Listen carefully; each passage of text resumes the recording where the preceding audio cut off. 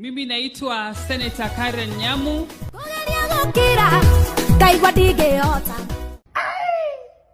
Leo ni kumoto manze. Na jinga kiaria ukamo. Gatho cia mwanya mwiroreri witu wa Just Kenya TV ori githinyi wa ceceni ino jetekeria gunyitio geni nigetha tugethi na mbere gukumenyithia mohoro mothe maria marahanika thiini wa nenda citu cio kinyaneria na ngehoka ati wi thayo wa mwathani o haria ugithite na mbere go subscribe thiini wa ceceni ino na mukoimo tuthikinya mwena uri wa Facebook kore riu ndeto njeru ni rikitie gukinya thutha wa gukorwo na mbere kana thutha wa story ino ya Jeff Mwathi #justice4Jeff Mwathi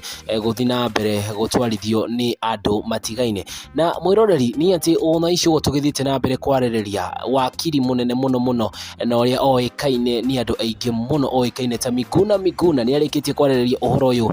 wigie gikuku kia mundu gutu Jeff Mwathi na akaruta baoni make o aria riu magitumite andu aingi muno ningi macoke na njira iria ya mwihoko thutha wao korwo kiandika ndumiriri thiini wa Twitter yake na agakiuga atiriri regarding the Geoffrey Mwathi murder investigations. My view is that the DCI investigators have demonstrated the total incompetence and or ethical compromise. Mwathi was murdered and thrown off a building. Any other story is hogwash. Ni ukiyugo na ni maundu maria ru mundu gutu Miguna akoretwo akiandika na ningi akorwo agitiga ndumiriri ino akiuga atiriri story ya kuga ati gikuku kia mundu gutu Jeff Mwathi ni suicide macio ni maheni na ningi agacoka akiuga atiriri kireyo oi ni ati Mwathi kana mundu gutu Jeff Mwathi ni kurago oragirwo na ningi